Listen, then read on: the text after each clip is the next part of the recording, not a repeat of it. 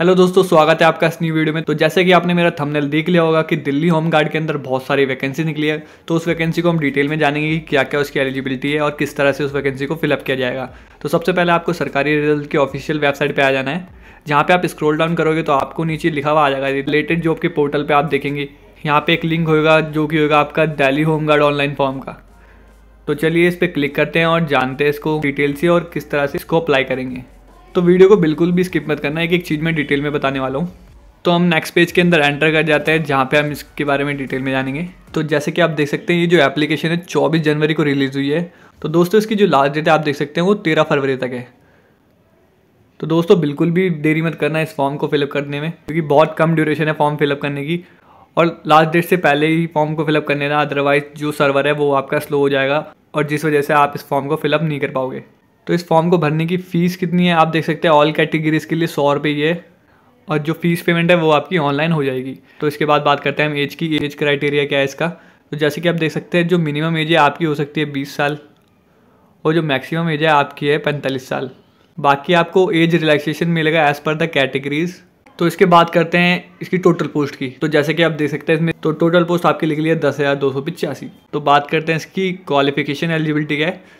तो सबसे पहले देखिए आप डोमिसाइल मांग रहे हैं दिल्ली एनसीटी का। उसके बाद देखिए 12th पास मांग रहे हैं किसी भी बोर्ड से।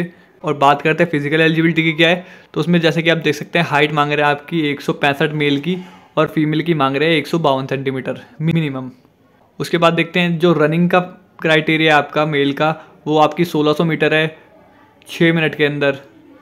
ये एज वाइज डिवाइड कर रखा है कि 30 के अंदर अंदर जितने भी मेल कैटेगरी है उनको 6 मिनट के अंदर 1600 मीटर मारनी है और जो 30 से 40 के बीच में उनको 7 मिनट में मारनी है 1600 मीटर और जो 40 से 45 है उनको 8 मिनट में मारनी है।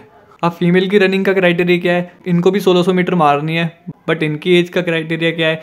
30 से कम उम्र के जितनी भी फीमेल्स हैं उनको 8 मिनट में मारनी है और 30 से 40 के बीच में जितनी भी फीमेल है उनको 9 मिनट में मारनी है और 40 से 50 साल की जो फीमेल है उनको 10 मिनट में रनिंग करनी है। तो एग्ज़ाम है आपका 2 कैटेगरी में होगा। सबसे पहले आपका होगा फिजिकल एलिजिबिलिटी का टेस्ट जो कि आपका रनिंग वनिंग का है। अगर आप उसमें क्लियर कर जाते हो तो उसके बाद आपका होगा आपका रिटन एग्ज़ाम। तो उसको बारे में हम डिटेल में जानेंगे। अगर आप फर्स्ट स्टेज में क्लियर कर जाते हो तो आप सेकंड स्टेज में पहुंच जाते हो जो कि होती है आपकी रिटन एग्जामिनेशन की। तो रिटन एग्जामिनेशन में क्या क्या टॉपिक्स आएंगे वो उसके बारे में देखते हैं। रिटन एग्जामिनेशन है वो आपका 80 क्वेश्चन का होगा जो कि मल्टीपल चॉइस क्वेश्चन होंगे और हर क्वेश्चन है वो कैरी करेगा 1 मार्क्स। तो टोटल हो जाएंगे आपके 80 मार्क्स। तो 80 क्वेश्चन 80 मार्क्स के होंगे और इसके लिए जो आपको टाइम मिलेगा वो मिलेगा आपका 90 मिनट, मतलब 1 घंटा 30 मिनट।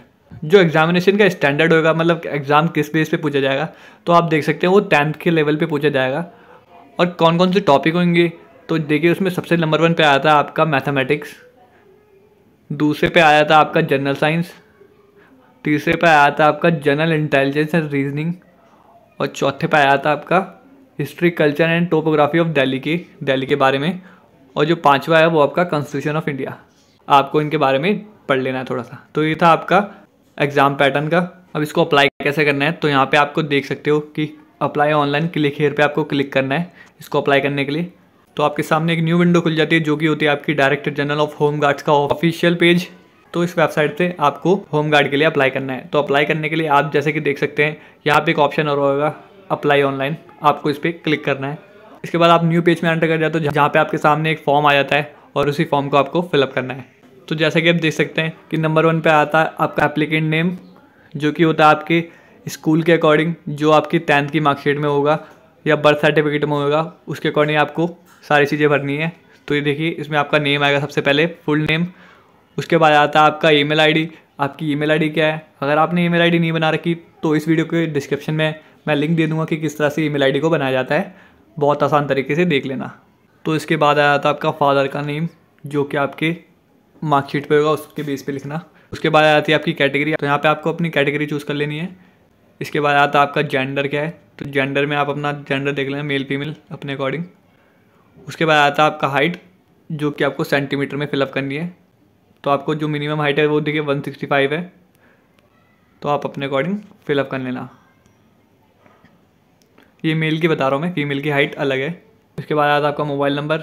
मोबाइल नंबर के बाद आता है अल्टरनेटिव मोबाइल नंबर जो कि आपके फैमिली का हो सकता है, किसी का भी, ठीक है। तो इसके बाद आता है आपका आधार नंबर आपको फिलअप कर देना है। उसके बाद आती है आपकी एक्स सर्विसमैन की डिटेल। तो यहाँ पे देखिए, अगर हो तो यस कर दो, नहीं है तो नो कर दो। उसके बाद आती है सेंट्रल आर्म फोर्सेस के एक्स सर्विसमैन की डिटेल्स, अगर हो तो यस, नहीं है तो नो। ठीक है, उसके बाद आती है आपकी डेट ऑफ बर्थ क्या है, डेट ऑफ बर्थ देनी है आपको अपने 10th के मार्कशीट के अकॉर्डिंग। ठीक है, उसके बाद आता है आपका एड्रेस क्या है। तो यहाँ पे आपके 2 एड्रेस है, एक है कॉरेस्पॉन्डेंस और एक है आपका परमानेंट। अगर आपका कॉरेस्पॉन्डेंस एड्रेस और परमानेंट एड्रेस दोनों सेम है तो आपको यहाँ पे चेक बॉक्स पे क्लिक कर देना है। अगर दोनों अलग अलग है तो आपको अपना परमानेंट एड्रेस इस वाले बॉक्स में भरना है, और आपका जो कॉरेस्पॉन्डेंस एड्रेस है जिस पे अथॉरिटी आपसे कनेक्ट कर सके वो एड्रेस यहाँ लिख देना। ठीक है, ये एड्रेस का हो गया। इसके बाद आ जाता है आपका रेसिडेंट प्रूफ क्या है। तो आप चूज़ कर लेना है इनमें से कोई सी भी डिटेल्स। पासपोर्ट हो गया आपका, वोटर ID कार्ड हो गया, राशन कार्ड हो गया, ड्राइविंग लाइसेंस हो गया, तो आप अपने अकॉर्डिंग चूज़ कर लेना। इसके बाद आ जाती है आपकी एजुकेशन डिटेल्स क्या क्या है। सबसे पहले आती है आपकी 10th की एजुकेशन डिटेल्स क्या है, और उसके बाद आती है आपकी 12th की एजुकेशन डिटेल। एजुकेशन डिटेल में क्या क्या फिलअप करना है, पहले आपको फिलअप करना है कि कौन कौन से सब्जेक्ट्स थे आपके पास। उसके बाद फिलअप करना है आपकी यूनिवर्सिटी कौन सी है, बोर्ड कौन सा था आपका। उसके बाद आपको रोल नंबर फिलअप करना है। उसके बाद आपको पासिंग ईयर फिलअप करना है, कब आपने पास करा था। और उसके बाद आपको डायरेक्ट परसेंटेज लिख देनी है। तो 10th और 12th दोनों में मार्कशीट को देखते हुए फिलअप कर देना। ठीक है, ये हो गया आपका एजुकेशनल क्वालिफिकेशन डिटेल्स। इसके बाद आते हैं जो कि मेन चीज़ है आपकी बोनस मार्क्स। तो ये बोनस मार्क्स कुछ कैटेगरीज के लिए जो कि इसमें बताई गई है। जिसके पास NCC के सर्टिफिकेट्स हैं उनके लिए बोनस मार्क्स है, तो अपने अकॉर्डिंग चूज़ कर लेना, नहीं है तो नो कर देना। या किसी के पास बेसिक एडवांस कोर्सेज कर रखे हो किसी ने, कोर्सेज जैसे कि आप यहाँ पे देख सकते हैं, तो ये कोर्सेज अगर इसमें से किसी ने कर रखे हैं तो उनके लिए बोनस मार्क्स है, अदरवाइज आपको नो कर देना है इसमें भी। उसके बाद है कि पहले कभी होमगार्ड में आपने काम कर रखा है, अगर कर रखा होगा तो यस कर देना, अदरवाइज नो कर देना। तो मैं यस करके देखता हूँ। तो यहाँ पे आपको फिर अपनी डिटेल लिखनी है कि कब से कब तक आपने काम करा था। ठीक है, तो यहाँ पे मैं नो कर देता हूँ। इसके बाद आता है आपका क्या आपने सिविल डिफेंस में काम करा पहले कभी, तो यहाँ पे भी वही सेम, अगर यस करोगे तो आपको डिटेल भरनी पड़ेगी कब से कब तक करा था, अदरवाइज आप नो कर दीजिए। और यहाँ पे एक नोट दे रखा है कि bonus marks will be awarded only for those candidates who have 2 years and above experience. तो ये बोनस मार्क्स उसी कैंडिडेट्स को मिलेंगे जिनके पास 2 साल का एक्सपीरियंस हो या उससे अधिक। ठीक है, इसके बाद आपको यहाँ पे अपनी डिटेल्स अपलोड करनी है, जिसमें से आ जाती है आपकी फ़ोटो, आपका सिग्नेचर और आपका लेफ्ट थंब इम्प्रेशन। तो फोटो की डिटेल क्राइटेरिया क्या है, फ़ोटो आपकी क्लियर होनी चाहिए और फोटो का बैकग्राउंड होना चाहिए वाइट, और फोटो का साइज़ है वो होना चाहिए 20 से 50 KB के अंदर। तो फ़ोटो का साइज़ कैसे मेंटेन करते हैं किसी भी, तो उसके लिए मैंने ऑलरेडी एक वीडियो बना रखी है, डिस्क्रिप्शन में आपको लिंक मिलेगा, आप उसे जाके देख लेना बहुत आसान तरीके से। इसके बाद सिग्नेचर का भी यही है कि ब्लैक ब्लू पेन से, किसी भी पेन से आपको वाइट पेज पे लिख देना है और उसकी फ़ोटो खींच के आपको यहाँ पे 10 से 50 KB के साइज़ के अंदर अपलोड कर देना है। ठीक है, ये फ़ोटो का हो गया और सिग्नेचर का हो गया। इसके बाद आया था आपका थंब इम्प्रेशन। तो यहाँ पे आपको एक ब्लैंक पेज पे अपना थंब, लेफ्ट का थंब इम्प्रेशन देना है, जिसका साइज़ होना चाहिए 10 से 50 KB के अंदर और इसका फॉर्मेट भी दे रखा है, देखिए JPG और JPEG। इस फॉर्मेट में आपकी सारी फ़ोटो होनी चाहिए।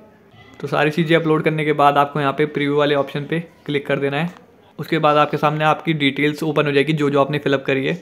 अगर वहाँ पे कोई गलती होगी तो आप उसे ठीक कर सकते हैं, अदरवाइज़ आप सबमिट करके इस फॉर्म को कंप्लीट कर सकते हैं। तो प्रीव्यू देखने के बाद आपको पेमेंट कर देनी है। पेमेंट करने के बाद आप यहाँ पे अपनी पेमेंट की हिस्ट्री चेक कर सकते हैं, लेफ्ट साइड पे क्लिक करके, और साथ साथ आप अपना एप्लीकेशन का स्टेटस देख सकते हैं कि क्या आपकी एप्लीकेशन सबमिट हुई है या नहीं हुई, और इसके साथ साथ आप अपनी एप्लीकेशन को यहाँ से डाउनलोड भी कर सकते हैं नीचे वाले लिंक से। तो यहीं तक थी पूरी वीडियो। अगर आपको इन्फॉर्मेटिव लगी होगी तो प्लीज़ इस वीडियो को लाइक कर देना। अगर आप चाहते कि ऐसी इन्फॉर्मेशन वीडियो आगे भी आते रहे तो प्लीज़ मेरे चैनल को सब्सक्राइब कर देना। तो मिलते हैं एक न्यू वीडियो में एक न्यू इन्फॉर्मेशन के साथ, तब तक के लिए बाय बाय, टेक केयर।